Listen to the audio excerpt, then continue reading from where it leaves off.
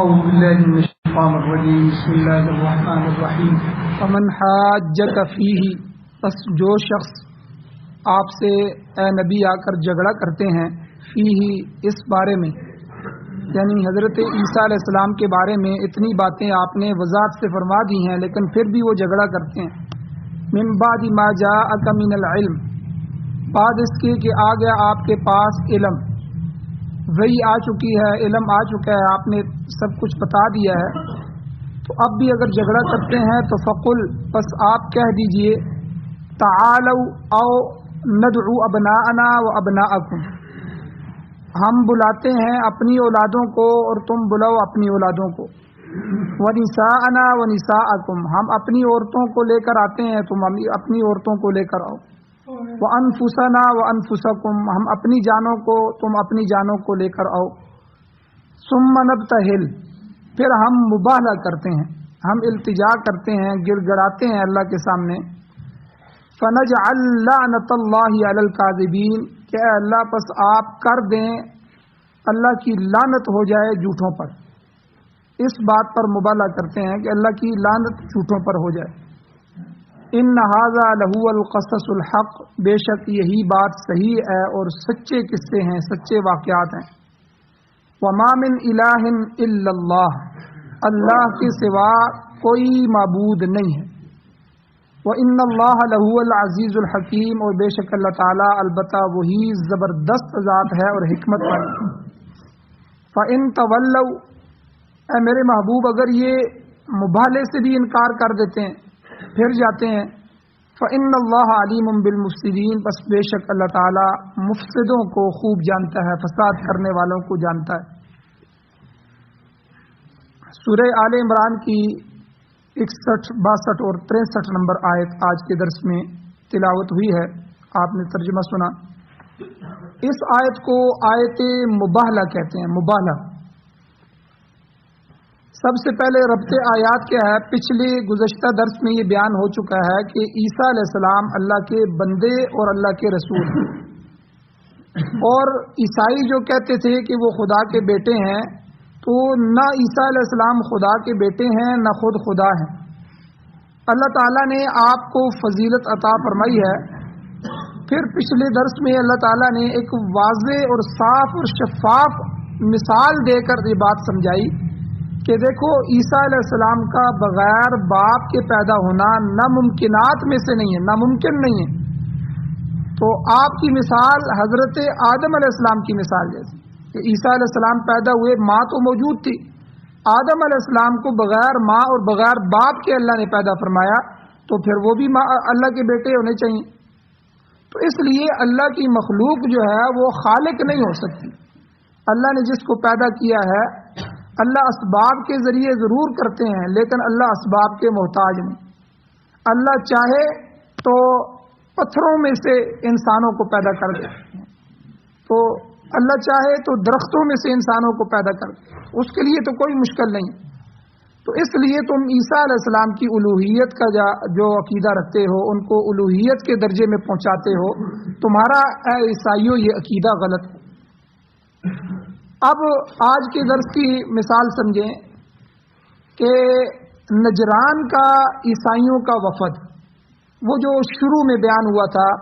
جب اس سورہ آل عمران کو شروع کیا گیا تھا، تو بتایا گیا کہ نجران سے عیسائیوں کا ایک بڑا وفد آیا تھا حضور سے بحث و مباحثہ کرنے کے لیے، مناظرہ کرنے کے لیے، اور جہاں اس نے بہت سے سوال کیے پیچھے گزر چکے ہیں، ان میں حضور علیہ السلام نے ان کے تمام سوالوں کے جوابات دیے۔ پھر انہوں نے جو واقعہ بیان کرنا تھا، خود قرآن نے حضرت مریم کا کس طرح وہ پیدا ہوئیں، کس طرح ان کی ماں نے منت مانی تھی،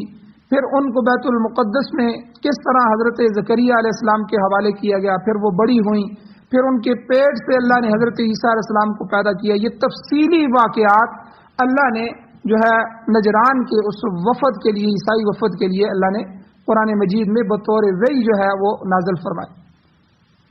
اب جب حضور علیہ السلام کے ساتھ عیسائیوں کی بحث نے طول پکڑا، بحث لمبی ہو گئی، جھگڑا بڑھ گیا، اب وہ ماننے کے لیے تیار نہیں ہے، اتنے دلائل قرآن نے دے دیے لیکن اب وہ مان نہیں رہے، تو اب اس آیت کا شان نزول یہ ہے کہ اب اللہ نے یہ آیت نازل فرمائی، آیت مباہلہ، اور یہ آیت نازل فرما کر جو وفد نجران تھا اس کو مباہلے کی دعوت دی۔ ارشاد فرمایا فمن حاجک فیہ، جو آپ سے جھگڑا کرتے ہیں اس معاملے میں، من بعد ما جاءک من العلم، بعد اس کے کہ علم بھی آ گیا ہے، وہی بھی آ گئی ہے، واقعات بیان ہو چکے ہیں، اگر پھر بھی جھگڑا کرتے ہیں تو فقل، اے میرے نبی آپ کہہ دیں کہ تعالوا، آ جاؤ،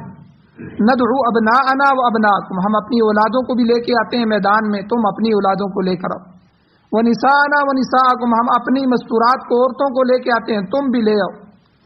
وانفسنا وانفسکم، ہم اپنے آپ کو بھی پیش کرتے ہیں، تم بھی اپنے آپ کو پیش کرو، خود بھی آ جاؤ، پھر ہم کیا کریں گے میدان میں، ثم نبتہل، پھر ہم مبالہ کریں گے، مبالہ کہتے ہیں گڑ گڑائیں گے، اللہ سے التجا کریں گے، درخواست کریں گے، کہ درخواست کیا ہوگی، فنجعل لعنت اللہ علی الکاذبین، کہ جھوٹوں پر اللہ کی لعنت، کہ ہم میں سے جو جھوٹا ہے تو اس پر اللہ کی لعنت ہو، بات تم ختم کر نہیں رہے ہو اور بات کو بڑھا رہے ہو، اور عیسیٰ علیہ السلام کو خدا ماننے پر، خدا کے بیٹا ماننے پر ہی مصر ہو، اصرار کر رہے ہو، تو اگر یہ بات اس طرح نہیں حل ہوتی تو چلو آؤ میدان میں نکلتے ہیں، مباہلہ کرتے ہیں۔ تو اس آیت میں اللہ تعالیٰ نے مباہلہ کا طریقہ بتایا کہ اگر واضح دلائل دینے کے باوجود یہ لوگ حقیقت کو تسلیم کرنے سے انکاری ہیں تو پھر آپ انہیں چیلنج کریں کہ آؤ تم خود بھی آ جاؤ، گھر والوں کو بھی لے کر آؤ،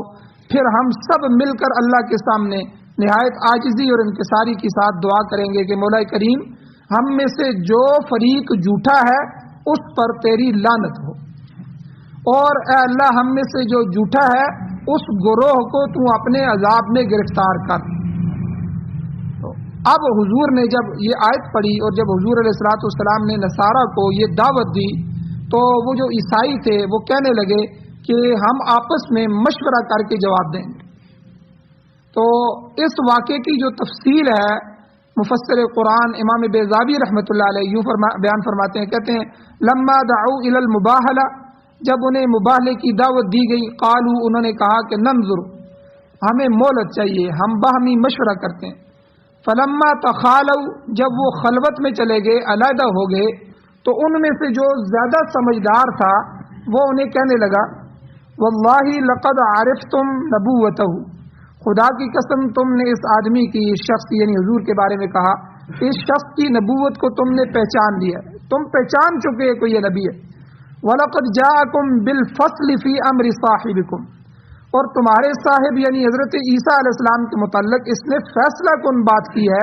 کہ عیسیٰ علیہ السلام خدا کے بندے ہیں اور اس کے رسول ہیں، اور سارے پیغمبر اللہ کے بندے اور اس کے رسول ہوتے ہیں، تو وہ الہ نہیں ہے، وہ خدا ہرگز نہیں ہے، نہ خدا کے بیٹے ہیں، تو یہ جو بات اس نے کہی ہے تو یہ بات بالکل صحیح کہی ہے، اور اس نے ان کو مشورہ دیا کہ میں تمہیں کہتا ہوں واللہ ما باہل قوم نبی الا ہلکوا، خدا کی قسم جس قوم نے بھی کسی نبی سے مباہلہ کیا، میدان میں آئی، تو وہ قوم ہلاک ہو گئی۔ فَإِنْ أَبَيْتُمْ، پس اگر تم انکار بھی کرنا چاہتے ہو، یعنی اپنے دین پر ہی رہنا چاہتے ہو، إِلَّا إِلْفَ بَيْنِكُمْ إِلْفَ دِينِكُمْ، اگر تم اس رسول برحق کا انکار کرتے ہو اور اپنے ہی دین پر قائم رہنا چاہتے ہو، تو فوادع الرجل، تو اس شخص کے ساتھ موادعت کر لو، مصالحت کر لو، صلح کر لو، اور یہاں سے واپس پھر گھر میں اپنے گھروں میں چلے جاؤ۔ چنانچہ وہ لوگ مشورہ کرنے کے لیے باہر چلے گئے، یہاں سے حضور کی مجلس سے باہر گئے، حضور بھی خود گھر میں تشریف لے گئے۔ پھر صحابہ فرماتے ہیں کہ حضور اس حالت میں گھر سے باہر آئے کہ حضرت حسین رضی اللہ تعالیٰ عنہ آپ صلی اللہ علیہ وسلم کی گود میں تھے۔ حسین رضی اللہ تعالیٰ عنہ بچے تھے، اور حضرت حسن اور حسین میں سے حضرت حسین رضی اللہ تعالیٰ عنہ چھوٹے تھے، حضرت حسن ان کے بڑے بھائی تھے، 1-1.5 سال کا فرق تھا، تو حضرت حسین حضور کے گود میں تھے، وَأَخَذَ بِيَدِ الْحَسَن، اور حضرت حسن رضی اللہ تعالیٰ عنہ کا ہاتھ حضور نے پکڑا ہوا تھا، یعنی وہ ساتھ ساتھ چل رہے تھے، حسین گود میں تھے، اور حضرت فاطمہ رضی اللہ تعالیٰ عنہ آپ صلی اللہ علیہ وسلم کے پیچھے پیچھے آ رہی تھیں، اور حضرت علی رضی اللہ تعالیٰ عنہ ان کے پیچھے تھے، ان کے ساتھ تھے۔ آپ ان سے فرما رہے تھے، یعنی حضرت حسن، حسین، فاطمہ و علی رضی اللہ تعالیٰ عنہ سے، اذا انا دعوت، کہ جب میں دعا کروں گا فَأَمِّنُوا تو تم آمین کہنا. تو گویا آپ مباہلے کے لیے بالکل تیار ہو کر تشریف لا رہے. جب عیسائیوں نے آپ کو اس حالت میں دیکھا کہ اس طرح یہ پورا خاندان باہر نکل آیا ہے، تو ان کا جو لاٹ پادری تھا، بڑا پادری، وہ اپنے ساتھیوں کو کہنے لگا یا معاشر النصارى، اے نصارہ کے گروہ، اے عیسائیوں، انی لارا وجوہا، میں ایسے چہرے دیکھ رہا ہوں. جب اس کی نظر حضرت حسن حسین پر پڑی، حضرت علی پر پڑی، حضور کے چہرے پر پڑی، تو اس نے کہا کہ میں ایسے چہرے دیکھ رہا ہوں، لو سأل اللہ ان یزیل جبلا من مکانہ لازال، اگر یہ اللہ سے سوال کریں کہ اے اللہ یہ پہاڑ اپنی جگہ سے ہٹا دے تو وہ اللہ ضرور ہٹا دے گا. تو لہذا تمہاری خیریت اسی میں ہے، فلا تباہلوا، تم مبالہ نہ کرو، اگر مبالہ کرو گے تو تباہ و برباد ہو جاؤ گے. چنانچہ عیسائیوں کا جو وفد تھا اس نے مباہلے کا جو چیلنج تھا وہ قبول نہیں کیا، اور ان شرائط پر انہوں نے حضور علیہ الصلوۃ والسلام سے صلح نامہ کر لیا، صلح کر لی کہ وہ مسلمانوں کے ایک تو ماتحت رہیں گے، ٹھیک ہے، ایک ماتحت رہ کر وہ جزیہ ادا کرتے رہیں گے، سالانہ ٹیکس ادا کرتے رہیں گے، تاہم وہ اپنے مذہب اور اپنی رسومات پر قائم رہیں گے. اس معاہدے کے تحت نجران کے عیسائیوں نے سالانہ ٹیکس کے طور پر 2000 جوڑے کپڑے یہ طے کیے. اب بعض روایتوں میں آتا ہے وہ حلہ تھے، اور بعض روایتوں میں آتا ہے حمراء قسم کے کپڑے تھے، یعنی یہ اس وقت کے کپڑوں کی قسمیں تھیں، انتہائی اعلیٰ قسم کی جو یمنی کپڑے تھے ان کے، وہ کپڑے طے پائے کہ 2000 جوڑے ہم آپ کو سالانہ دیں گے، اور ان میں سے 1000 جوڑا جو ہے 1000 سوٹ وہ سفر کے مہینے میں ہم آپ کو دیں گے، اور 1000 سوٹ جو ہے وہ رجب کے مہینے میں واجب القرار پائے کہ جو ہے رجب کے مہینے میں آپ کے حوالے کریں. اور ان کے علاوہ 30 زریں، 30 گھوڑے، 30 اونٹ، اور لڑائی میں استعمال ہونے والے کے ہر قسم کا جو اسلحہ ہے اس میں سے 30 ہتھیار، ان میں تلواریں بھی ہیں، نیزے بھی ہیں، ڈھال بھی ہے، یہ سب ہم بطور جزیہ آپ کو ادا کریں گے، ہم آپ سے اس پر معاہدہ کرتے ہیں. اب صلح نامہ طے ہو گیا. صلح نامہ طے پا جانے کے بعد اب عیسائیوں نے کہا کہ حضور آپ کا کوئی دیانتدار آدمی ہو، کوئی عامل ایسا ہو جو امانتدار دیانتدار ہو تو آپ ہمارے ساتھ بھیجیں. ایک تو وہ ٹیکس کی جو چیزیں ہیں، اشیاء ہیں، وہ وصول کرے گا، اور دوسرے ہمارے درمیان پیدا ہونے والے جو تنازعات ہیں، جو جھگڑے ہیں، ان میں تصفیہ کرے گا، فیصلہ کرے گا. حضور علیہ السلام نے فرمایا کہ ہاں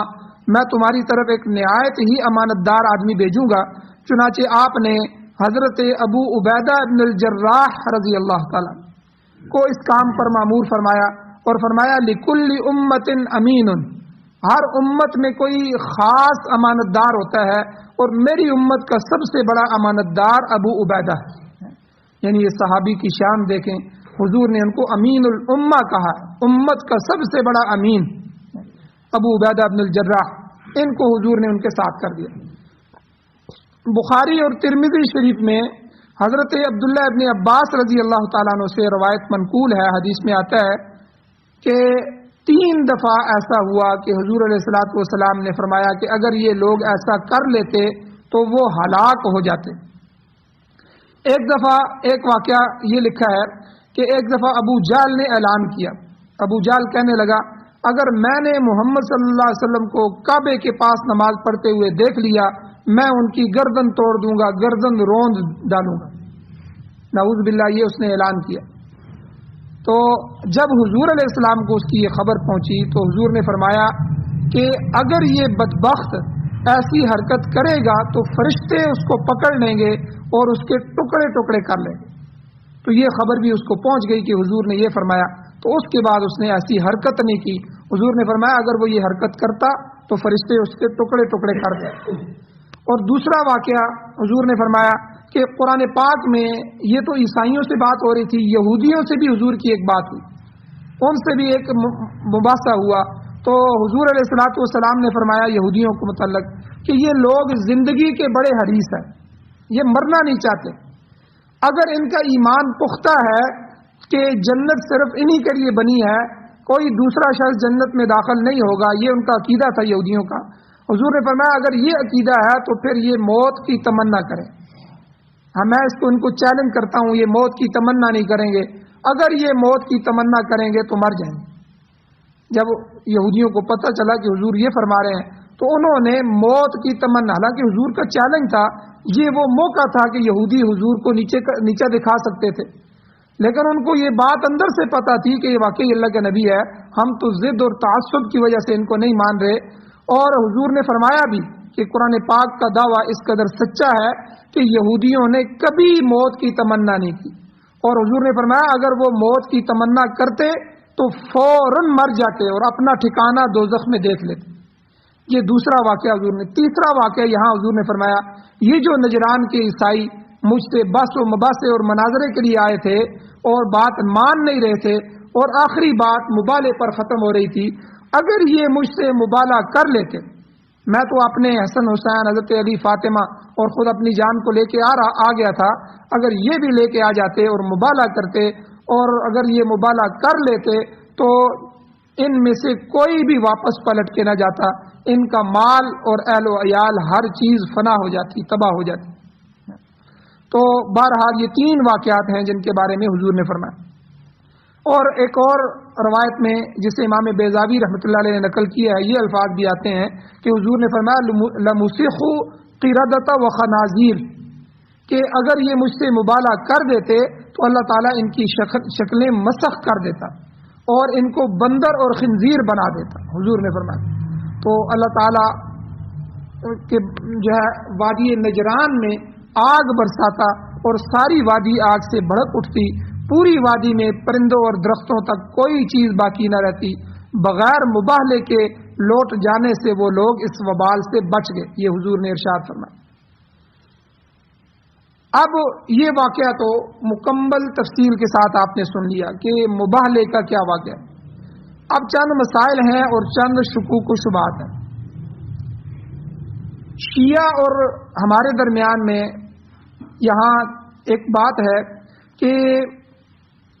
مباہلے کے لیے پہلے بھی بیان ہوا کہ حضور علیہ السلام جب نکلے تو اپنے اہل خانہ میں سے اپنی بیٹی فاطمہ، حضرت حسن، حضرت حسین، حضرت علی رضی اللہ تعالی عنہم اجمعین ان کو لے کر نکلے۔ اب شیعہ حضرات اس ایک روایت سے استدلال کرتے ہیں، وہ کہتے ہیں کہ دیکھو حضور علیہ السلام کے اہل بیت یہی افراد ہیں، ان کے علاوہ اور کوئی اہل بیت میں شامل نہیں ہے، یہ شیعہ کا دعویٰ۔ اس لیے وہ کہتے ہیں پنج تن پاک، وہ کہتے ہیں یہی پنج تن پاک ہیں، باقی یہ نعوذ باللہ سارے ناپاک ہیں، باقی کسی کو بھی، حضور کی ازواج کو وہ نہیں مانتے، حضور کی بیویوں کو نہیں مانتے، حضور علیہ السلام کی باقی بیٹیوں کو نہیں مانتے حضرت فاطمہ الزہرا کے علاوہ۔ کہتے ہیں دیکھو حضور نے انہی چاروں کو لے کر نکلے۔ اس کا جواب یہ ہے کہ بھئی اہل بیت میں ازواج مطہرات بھی شامل ہیں، مگر سب کو اس موقع پر لانا ضروری نہیں تھا، یہ موقع دعا کا مقام تھا، حضور نے دعا کرنی تھی، آپ چند افراد کو لے کر فوراً نکل آئے۔ تاہم مذکورہ روایت میں واقعے کی پوری تفصیل موجود نہیں ہے، تم نے صرف ایک روایت لے لی ہے، دوسری روایتیں، دوسری حدیثیں کیوں نہیں پڑھتے؟ ابن عساکر رحمہ اللہ بہت بڑے مورخ گزرے ہیں، انہوں نے بڑی مستند تاریخ لکھی ہے، وہ امام جعفر صادق رحمۃ اللہ علیہ سے اور وہ اپنے والد امام باقر رحمۃ اللہ علیہ سے یہ بیان کرتے ہیں کہ جب حضور صلی اللہ علیہ وسلم مباہلے کے لیے تشریف لائے تو ان کے ساتھ حضرت ابو بکر صدیق رضی اللہ تعالیٰ عنہ، عمر فاروق، عثمان غنی، علی المرتضیٰ رضی اللہ تعالیٰ عنہم اور ان سب کی اولادیں بھی تھیں۔ یہ شیعہ کی اپنی روایت ہے۔ تو یہ روایت امام جلال الدین سیوطی رحمۃ اللہ علیہ نے در منصور میں بھی بیان فرمائی ہے، لیکن اس میں تھوڑا سا فرق ہے، اور یہی روایت تفسیر روح المعانی میں بھی موجود ہے۔ تو تاہم جو ہے باقی تین حضرات اور ان کی اولاد کا وہاں ذکر نہیں ہے۔ بہرحال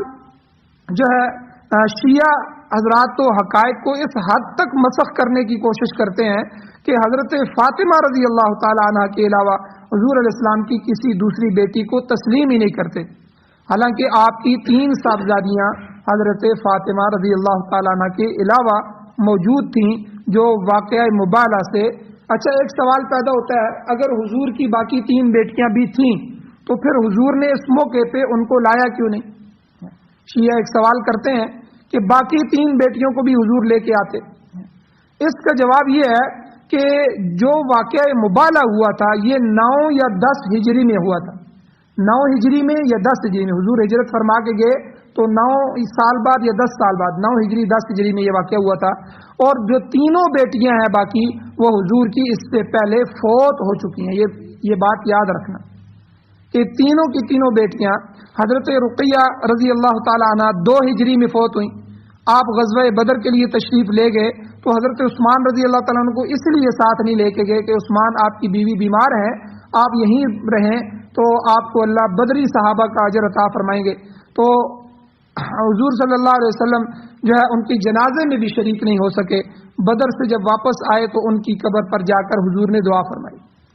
تو اس کے بعد حضرت رقیہ 2 ہجری میں فوت ہوئی تو ام کلثوم رضی اللہ تعالیٰ عنہ کا نکاح حضرت عثمان غنی رضی اللہ تعالیٰ عنہ سے ہوا، وہ بھی کچھ عرصے کے بعد وفات پا گئے۔ تو اس کا ذکر احادیث میں موجود ہے۔ اور پھر اسی طرح آپ کی جو سب سے بڑی صاحبزادی ہیں حضرت زینب رضی اللہ تعالیٰ عنہ، وہ 8 ہجری میں جا کے فوت ہوئی۔ تو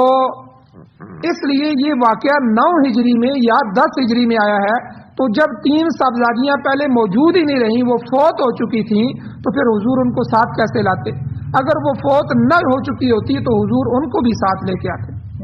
تو نہایت افسوس کا مقام ہے کہ شیعہ سوائے حضرت فاطمہ کے آپ کی کسی اور صاحبزادی کو تسلیم نہیں کرتے۔ ان شیعہ حضرات کا معتبر مصنف، ان کا معتبر آدمی ہے ملا باقر مجلسی۔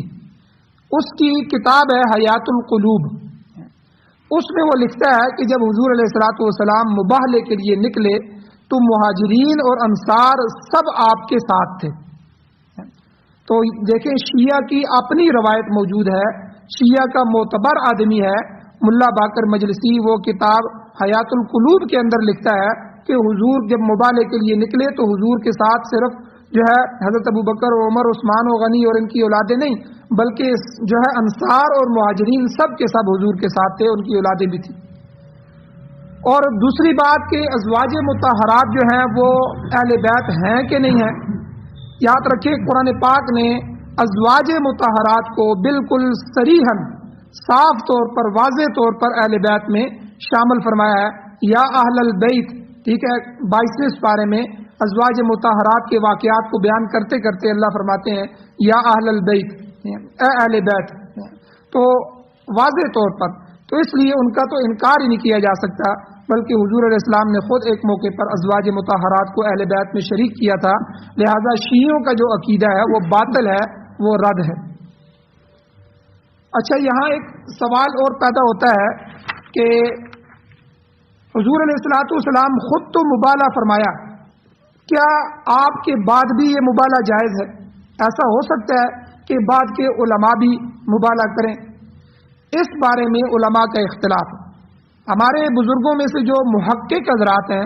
جمہور اور محقق، وہ فرماتے ہیں کہ مبالہ اب بھی جائز ہے، مگر بعض حضرات کہتے ہیں کہ مبالہ جو ہے حضور صلی اللہ علیہ وسلم کی ذات کے ساتھ مخصوص تھا، اب آپ کے بعد کوئی دوسرا شخص مبالہ کرے گا تو اس کے وہ نتائج نہیں نکلیں گے جو حضور صلی اللہ علیہ وسلم کے زمانے میں ہوتے، تاہم اس کے جواز کی گنجائش موجود ہے۔ چنانچہ شیخ الاسلام علامہ شبیر احمد عثمانی رحمۃ اللہ علیہ اس آیت کی تشریح فرماتے ہوئے لکھتے ہیں کہ جب نصارہ جو تھے حضور علیہ السلام کے مقابلے پر آئے تو ان کے سمجھداروں نے کہا، اے گروہ نصارہ، تم خوب سمجھ چکے ہو کہ محمد صلی اللہ علیہ وسلم نبی مرسل ہیں، اور انہوں نے عیسیٰ علیہ السلام کے متعلق بڑی واضح اور فیصلہ کن بات کی ہے۔ تم جانتے ہو کہ اللہ تعالیٰ نے بنو اسماعیل میں آخری نبی بھیجنے کا وعدہ کر رکھا ہے، لہذا کچھ بعید نہیں ہے کہ یہ وہی نبی ہو جن کی بشارت ہم سنتے چلے آ رہے ہیں۔ یاد رکھو نبی کے ساتھ مبالہ کسی قوم کے حق میں بھی اس کے سوا کیا نکل سکتا ہے کہ ایسی قوم کا کوئی چھوٹا بڑا عذاب الہی سے نہیں بچ سکے گا۔ اور پھر پیغمبر کی لعنت کا جو اثر ہے وہ نسلوں تک باقی رہتا ہے، لہذا بہتر یہی ہے کہ ہم ان سے صلح کر کے اپنی بستیوں کو لوٹ جائیں۔ ہم سارے عرب سے لڑائی مول نہیں لے سکتے، آخر آپ کی خدمت میں پہنچے تو آپ جو ہے حضور علیہ الصلوۃ والسلام باہر تشریف لائے اور اس طرح ان سے صلح ہو گئی۔ اور مولانا شبیر احمد عثمانی یہ بھی لکھتے ہیں کہ قرآن پاک نے یہ نہیں بتایا کہ مبالہ حضور کے بعد بھی کیا جا سکتا ہے کہ نہیں کیا جا سکتا، اور یہ کہ مبالے کا اثر آپ کے بعد بھی وہی ہونا چاہیے کہ نہیں ہونا چاہیے جو آپ کی موجودگی میں ہے۔ البتہ بعض سلف جو ہمارے حضرات ہیں اور بعض فقہاء حنفیہ جو ہیں ان کی تصریحات سے معلوم ہوتا ہے کہ مبالے کی مشروعیت اب بھی باقی ہے، تو مگر یہ صرف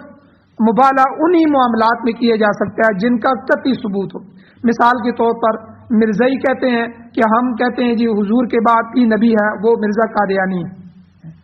اور ہمارا یقین ہے کہ حضور کے بعد کوئی نبی آنے والا نہیں ہے، یہ اب پکی بات ہے۔ اب ہمارے بڑوں نے مرزائیوں کو چیلنج دیا ہے مبالے کا، آؤ اس بات پر ہم مبالہ کرتے ہیں، ہم علماء بھی نکلتے ہیں، ہماری اولادیں بھی میدان میں آتی ہیں، تم بھی اپنے بڑوں کو لے کر آؤ کہ ہمارا عقیدہ سچا ہے یا تمہارا عقیدہ سچا ہے۔ ہمارا عقیدہ یہ ہے کہ حضور خاتم النبیین ہے، حضور کے بعد کوئی نبی نہیں آنے والا، حضور آخری نبی ہیں۔ تمہارا عقیدہ یہ ہے کہ حضور کے بعد بھی نبوت ہے اور مرزا قادیانی بھی اللہ کا نبی تھا، تو اس لیے ہم مبالہ کرتے ہیں۔ یعنی اس طرح پکی اور ٹھکی بات اگر ہو تو اس پر مبالہ کیا جا سکتا ہے، جیسے شیعہ ہے۔ اب ہمارا عقیدہ ہے کہ سارے صحابہ حق تھے، سارے صحابہ حضور کے سچے غلام تھے، سچے جانثار تھے، اور حضور علیہ الصلوۃ والسلام نے اور اللہ کی قرآن نے ان سے رضا کا اعلان فرمایا۔ تو شیعہ کہتے ہیں کہ نعوذ باللہ حضور علیہ الصلوۃ والسلام کے بعد 3-4 صحابہ کے علاوہ سارے مرتد ہو گئے تھے، نعوذ باللہ پھر گئے تھے، کافر ہو گئے تھے، اور وہ جو ہے حکومتوں کے لیے جو ہے حضور کے ساتھ رہے، اور نعوذ باللہ وہ کہتے ہیں یہ منافقین ہیں۔ تو اس پر ہم شیعہ سے مبالہ کر سکتے ہیں، ٹھیک ہے تم اگر ہمارے دلائل نہیں سمجھتے یا تم ضد پہ اڑے ہوئے ہو، ڈٹ گئے ہو، تو آؤ ہم تمہیں مبالے کا چیلنج کرتے ہیں، میدان میں نکلو۔ ہم بھی نکلتے ہیں، اللہ سے دعا کرتے ہیں اے اللہ ہم میں سے جو سچا ہے اس کو کامیاب فرما، جو جھوٹا ہے اس کو تباہ و برباد کر، اپنی لعنت اس پر بھیج۔ یہ مبالہ ہوتا ہے۔ تو بہرحال شبیر احمد عثمانی رحمہ اللہ فرماتے ہیں کہ مبالہ جائز تو ہے لیکن وہ قطعی معاملات میں کیا جا سکتا ہے۔ تو بہرحال عام جو کاذب ہے، عام کوئی جھوٹ بولنے والا ہے، ہر بات پہ مبالہ، یہ ٹھیک نہیں ہے۔ کسی نے جھوٹ بولا، اچھا آؤ یار مبالہ کرتے ہیں، یہ اس کو مذاق بھی نہیں بنانا۔ تو بہرحال امام ابن کثیر فرماتے ہیں کہ اللہ تعالیٰ نے اپنے پیغمبر کو حکم دیا ان یباہل من عاند الحق فی امر عیسیٰ بعد ظہور البیان، کہ آپ ایسے شخص کے ساتھ مبالہ کریں جو عیسیٰ علیہ السلام کے متعلق حق کے ساتھ جو ہے عناد اور بغض رکھتا ہے۔ تو بہرحال آخر میں آخری آیت اللہ فرماتے ہیں ان ھذا لہو القصص الحق، یہ جو ہم نے آپ کے واقعات بیان فرمائے ہیں اے میرے نبی یہ سچے واقعات ہیں۔ قصص الحق، قصص قصہ کی جمع ہے اور قصہ واقعے کو کہتے ہیں۔ قصہ یا قصو بیان کرنے کے معنی میں آتا ہے، تو اس مقام پر قصص جو ہے یہ مصدر ہے، تو مراد یہ ہے کہ